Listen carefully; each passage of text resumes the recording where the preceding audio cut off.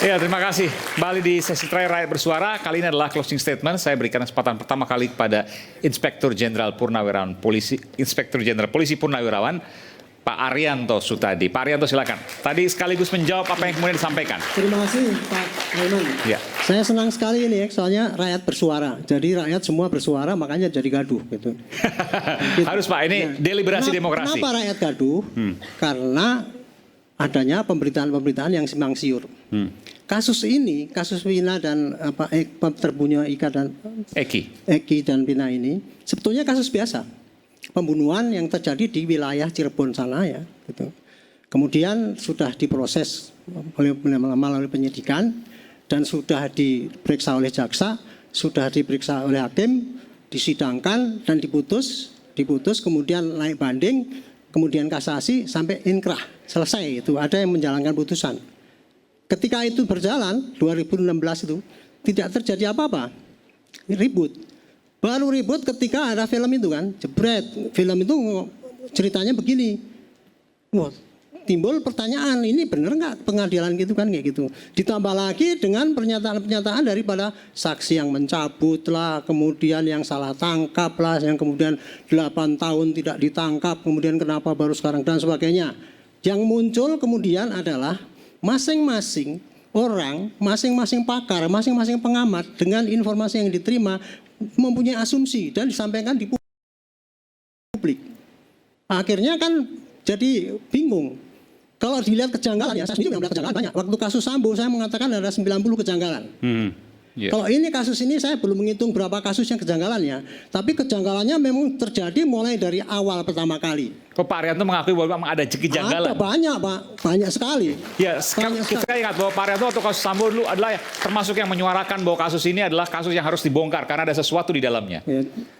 Perlu saya tegaskan ya, saya bekas polisi tapi saya tidak menutupi polisi yang nakal. Tetapi saya ingin menjelaskan kenyataan yang menurut saya dari pandangan saya. Kejanggalan ini banyak sekali kalau dilihat ya, dari pertama kali kasus dibilang kecelakaan lalu lintas kok lukanya parah kayak gitu. Kemudian yang kedua, begitu Pak Eki itu nangkap, kemudian kan mestinya kalau penyidik itu kan harusnya yang bersangkutan ini ya, tapi kok gitu nyatakan gitu. Kemudian kok ngebukin dan sebagainya. Kemudian setelah itu berkas dikirim ke Polda. Ada saksi diarahkan dan lain sebagainya. Ada saksi diarahkan, bahkan di belakang lagi, wah ini ada desain ini narkoba dan sebagainya. Kan banyak sekali yang berkembang di lapangan gitu ya. Nah, kejanggalan kedua kalau saya boleh lihat ya, ini supaya rakyat juga tahu. Kalau berkas itu dikirim ke jaksa, kewajiban jaksa adalah untuk membuktikan apakah cukup nggak buktinya itu. Oke. Untuk itu. Tapi kenyataannya kan tidak. Kita sendiri heran ya.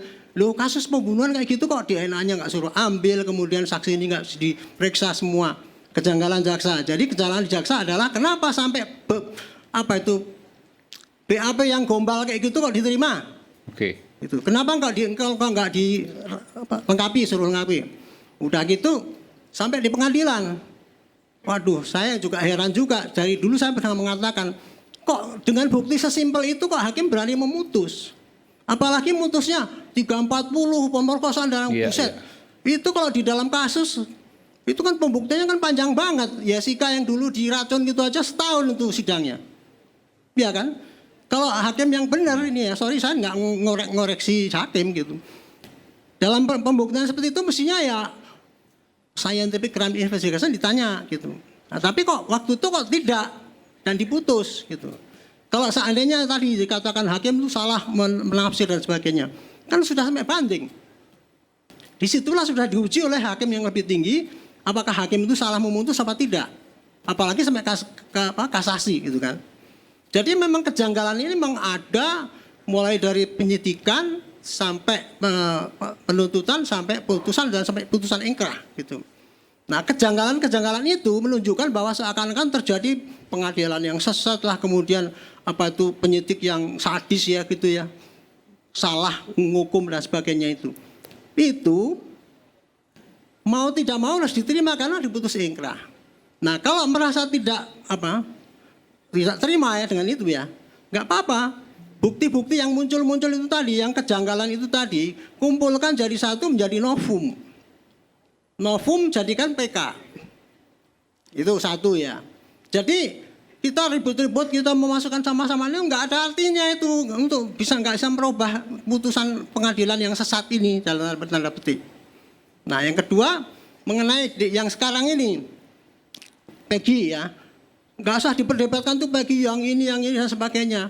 Itu cukup nanti lihat aja hakim nanti nerima nggak itu sebagai tersangka apa tidak, gitu. Cukup itu aja dan kemudian lihat sekarang fair nggak polisi melakukan, jangan sampai terulang seperti dulu lagi. Nah kalau menyimpang pra peradilan, kalau ngebukin pakai Komnas HAM gitu. Tunggu ini yang. Jadi baik. Saya kira ini bukan masalah yang ruwet, tapi publik yang menjadi ruwet karena masing-masing pengamat memberikan asumsi dan yang bertentangan gitu. Jadi nggak akan mungkin kita ketemu di lapangan kayak gini. Wong sudah disidangkan dulu aja udah gitu masih dianggap sesat kan. Nah itulah. Jadi sekarang menurut saya tolong ajukan PK saja. Semua bukti-bukti kumpulkan. Mudah-mudahan nanti PK dilihat oleh hakim yang sudah sekarang melihat perkembangan ini sehingga tidak seenaknya seperti hakim waktu mutus tahun 2016 itu. Akan lebih hati-hati hakim nanti. Gitu. Bahkan di pra-peradilan pun akan hati-hati. Apalagi nanti di PK. Baik. Saya kira itu aja. Masih. Oke. Saya ke Bung Marwan, silakan. Baik, terima kasih apa yang disampaikan oleh Irjen Haryanto. Saya sependapat. Kalau yang ini saya sependapat. Sependapat betul. Sangat bijaksana sekali. Sesuai, sependapat sama saya. Di sini pernyataan saya lebih baik membebaskan 1.000 orang yang bersalah daripada menghukum 1 orang tidak bersalah. Terima kasih. Oke, baik. Bu Farhad, silakan. Kalau saya awalnya berpikir negatif terhadap film, tapi lama-lama justru film ini menjadi inspirasi terbongkarnya ketidakadilan ini. Jadi kita harus terima kasih juga sama film. Ya, kalau saya menggambarkan di India itu kan juga orang bikin film sampai polisi India jelekin, nggak ada juga ditangkap polisi. Yang parah itu kalau di Indonesia bikin film yang ngejelekin polisi ditangkap produser semua. Tapi dalam film ini bukan menjelekan polisi, sebenarnya namanya juga cerita fiksi ya. Jadi jangan dibuat arahkan ke non fiksi. Jadi artinya film ini nggak bisa diutak-atik lagi karena mereka adalah film gitu, bukan jadi patokan acuan gitu. Justru yang parah itu yang pura-pura kesurupan. Oke, mungkin itu aja. Makasih. Yang pura-pura kesurupan. Oke. Silakan, Bung Tony. Ya, untuk Peggy Setiawan ini tetap kami menunggu Prapit keputusannya. Hanya tadi yang dibahas kejanggalan-kejanggalan itu, ya, Propam itu kan informasinya sedang memeriksa Pak Rudiana. Maka kami sebagai masyarakat dan seluruh masyarakat Indonesia ini pasti menanti apa status hukum terhadap Rudiana. Oleh karenanya kami meminta kepada Bapak Kapolri agar segera mengumumkan status Rudiana. Apakah ada salah, ada melakukan tindak pidana atau ada pelanggaran prosedur dia sebagai anggota polisi ya yang saat itu ikut menangkap atau tidak. Kami butuh keterangan atau hasil dari Bapak Kapolri yang melakukan pemeriksaan terhadap Ibtu Rudiana itu. Oke, baik. Bung Edwin silakan. Ya, Mas Aiman, rakyat bersuara. Rakyat ini kan entitasnya beda-beda ya, secara kelas sosial, suku, agama segala macam. Gitu. Tetapi dalam konteks bernegara itu tidak boleh diperlakukan berbeda. Ya, jadi nggak ada yang boleh menjadi expendable, ya, yang bisa dibuang. Gitu.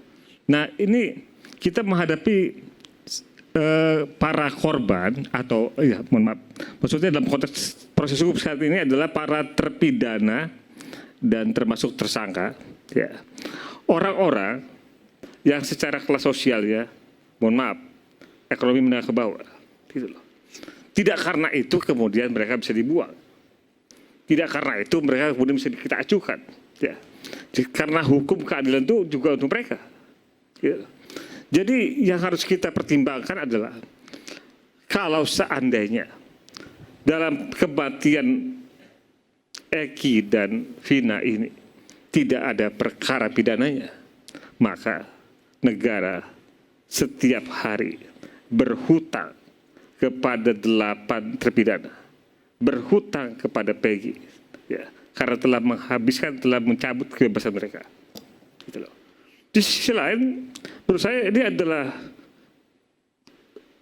bagian dari upaya kita untuk melakukan evaluasi. Ya, evaluasi berarti ada problem pengawasan di kepolisian yang tidak jalan. Ada problem filter di kejaksaan yang tidak juga berjalan. Ada problem uji di pengadilan yang juga tidak berjalan secara maksimal. Ya, ya tentu kita berharap kasus ini terungkap dengan baik. Ya, apakah benar ada pidananya ataukah benar tidak ada pidananya? Sebagaimana kembali ke awal 26 Agustus 2016 disimpulkan bahwa peristiwa itu adalah kecelakaan tunggal. Demikian, Pak. Sobat. Baik. Silakan, Bang. Ya, harapan saya ya, ini karena perkara ini sudah melibatkan beberapa institusi, Presiden Jokowi bentuk tim gabungan pencari fakta. Tadi Pak Penasihat Kapolri mengatakan bahwa ini perkara begini, berkas seperti ini kok bisa jaksa menyatakan P21? Berkas seperti ini kok bisa majelis hakim menghukum orang seumur hidup? Nah ini perlu juga, nah juga Bapas nih, Sakatatal itu sebenarnya ada Bapas yang wajib mendampingi di setiap tingkatan. Kalau sampai dia mengalami penyiksaan dan sebagainya, Bapas juga tanggung jawab ini. Ya. Nah kemudian juga saya setuju tadi Tony bilang Propam harus umumkan ini hasilnya. Karena begini, ya mudah-mudahan ke depannya pihak kepolisian lebih transparan, ya lebih terbuka. Karena saya ingat 2023 dulu ada perkara pembunuhan mutilasi yang namanya Muhammad Hussein. Itu dia diborgol di depan, seperti ini diborgol, tapi dia masih dikasih mic, masih tanya jawab sama wartawan. Pada saat itu kalau nggak salah dia bilang, kenapa kamu melarikan diri? Oh kalau saya menyerahkan diri, keenakan polisi, kata dia, tidak bekerja. Iya. Viral itu semua. Nah, viral itu. Nah, itu dia diborgolnya di depan, begini sambil tanya jawab ke media. Nah Peggy Setiawan kemarin diborgol di belakang, tangannya mau bergerak sudah ditahan, dia mau ngomong mulut mau ditutup. Nah tadi yang seperti beliau sampaikan, equality before the law. Nah, apa bedanya Muhammad Hussein dengan Peggy Setiawan? Nah, saya berharap pihak kepolisian makin terbuka, transparan, yang adil lah dan tidak memihak. Terima kasih. Oke, baik. Sebelum saya ke Bung Rasman, saya mau ke Ibu dulu sebentar boleh? Ibu terakhir, apa yang mau Ibu sampaikan? Atau apa yang ingin Ibu sampaikan bukan kepada publik, tapi kepada Peggy? Ibu tentu udah beberapa hari ini kan nggak ketemu dengan Peggy. Apa yang Ibu sampaikan?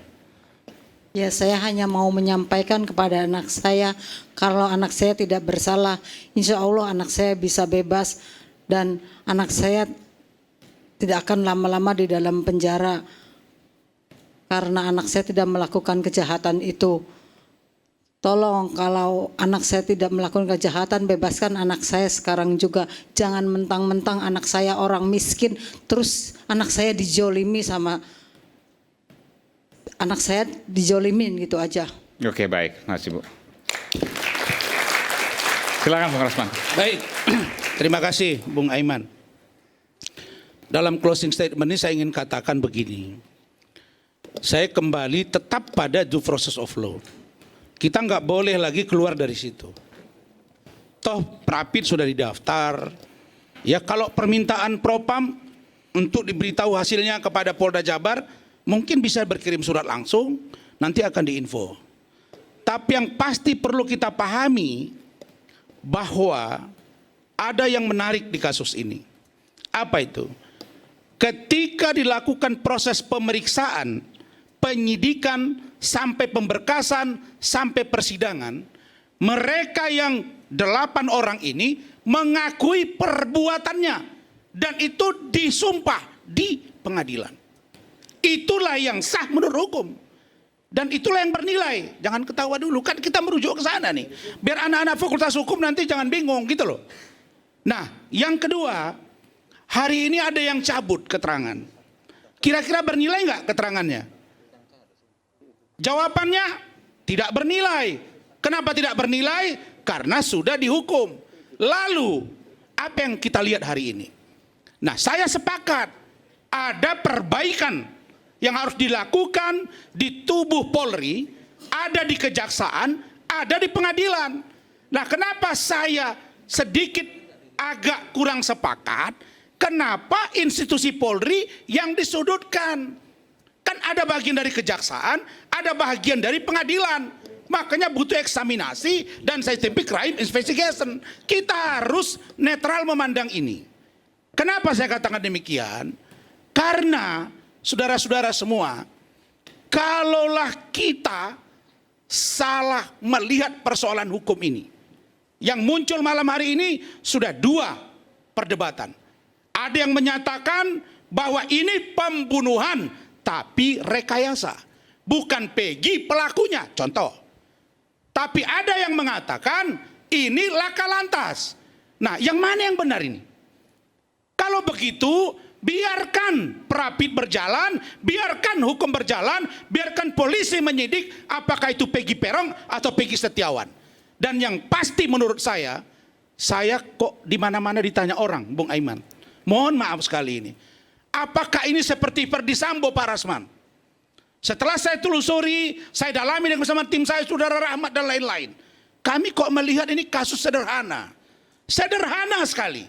Kenapa? Karena 8 yang bersaksi ini, mereka yang mengakui perbuatannya, tapi mereka juga yang mengatakan bahwa mereka disiksa. Sehingga kita seperti ini, jadi sengkarut kejadiannya. Kemudian, apalagi kita harus mendukung upaya perbaikan. Tapi kok ada yang bilang ke saya, apakah Ferdi Sambo? Saya meyakini tidak seperti Ferdi Sambo. Tapi apa yang menarik? Ada beberapa pengacara yang katanya pengacara top. Ada pimpinan organisasi, ada pengacara yang katanya internasional. Dan minta TPF. Ini tambah oleh teman saya. Menurut saya, ini tidak penting TPF. Tapi saya kok curiga ya. Jangan-jangan ada keinginan untuk suksesi Kapolri periode mendatang. Perlu dicermati ini supaya kita tidak terjebak dengan situasi yang berkembang hari ini. Maksudnya gimana? Ada kaitan? Saya khawatir suksesi Kapolri. Begini, contoh si pengacara beling-beling saya lihat di Instagramnya, dia beling-beling tuh nggak mau debat kemari. Saya minta tolonglah, hei beling-beling kau datang sini seperti Bung Farhad. Kita selesai urusan, mantap debat di sini. Ada seorang pengacara mengatakan ketika muncul berita bahwa telah turun Propam Mabes Polri ke Polda Jabar dan Cirebon. Lalu dia bilang, ini langkah awal, belum tentu kemana ujungnya. Belum apa-apa ente udah nggak percaya gitu. Tapi di satu sisi Anda juga berurusan hukum dengan polisi. Yang saya tidak sepakat adalah ketika institusi Polri kita runtuhkan, ketika kita upayakan untuk runtuh juga kejaksaan dan kehakiman, maka negara ini akan bubar. Oleh karena itu, kita tuntaskan, selesaikan masalah yang kecil ini supaya tuntas agar tahu siapa pelakunya. Kalau polisi yang salah, hukum pelakunya, polisinya. Kalau ternyata Peggy dan kawan-kawan, hukum mereka, clear sampai di situ. Sehingga saya katakan, dalam filosofi hidup saya, laisat tiqoy rizqul bil firaq walakinnal firaq yakadu minad dumu. Saya bukan perpisahan hari ini, bukan perdebatan ini yang saya sesalkan, tapi kenapa kita terlambat untuk bertemu membahas masalah ini. Demikian, terima kasih. Baik. Saya sedikit. Sudah habis waktu ya, Pak? Saya meluruskan. Ini sangat menyesatkan. Sebab ditonton oleh mahasiswa Fakultas Hukum. Bung Rasman mengatakan tersangka disumpah. Tersangka tidak disumpah. Di pengadilan maksudnya tadi? Saya bilang disumpah di pengadilan dari Bapak. Makanya kalau aku ngomong berorasi, jadi Anda jadi penggemar saya jadi nggak dengar. Terdakwa tidak disumpah. Terdakwa tetap tidak disumpah. Menyesatkan. Ini menyesatkan. Saksi-saksi maksud saya, saksi-saksi yang menjelaskan tentang tindakan mereka itu, bahwa itu disumpah semuanya. Dan kalau mereka dipukul, dianiaya, kenapa nggak mengadu di situ? Iya. Kan sidangnya tertutup, Bapak. Kalau saksi itu maksud disumpah, saya. kalau saksi disumpah, kalau terdakwa tidak. Itu aja. Paham saya yang memberikan keterangan untuk menyaksikan benar seperti Liga Akbar. Kan dia disumpah. Sekarang dia cabut. Bukan. Gini. Salah satu contoh ini. Dengar dulu. Saya ngerti maksud Anda. Dengar dulu. Ini durasi nambah loh ini. Dengar dulu. Tadi iklannya nambah lagi. Bang Rasman mengatakan di sini kalau terdakwa itu disumpah. Ya, intinya bahwa terdakwa kan juga kadang menjadi saksi juga. Itu yang mungkin masuk Bung Rasman. Iya, baik. Anda ini bagaimana? Makanya kalau maaf ini. Cukup. Mayor harusnya beliau ini dari polisi baru jadi pengacara. Kalau mayor masuk polisi nanti teritorial jadi masuk hukum ya kayak gini kawan saya ini. Tapi Fakultas kami Hukum kan, Abang Fakultas khair. Hukum juga. CHK Salibul betul ya? khair. Kops Terus dulu, Hukum. terus dulu. Oke. Terima Baik, kasih. Dan pemirsa, satu persatu para saksi ubah laporan dan meminta perlindungan. Polisi dan pembela kumpulkan bukti dan alibi, motif pun ditelusuri. Melalui pra-peradilan yang akan digelar Senin pekan depan, kita akan melihat nanti apakah kebenaran akan menemukan jalannya sendiri. Kita akan lihat hasilnya seperti apa. Saya Aiman Wicaksono, sampai jumpa di Rakyat Bersuara berikutnya.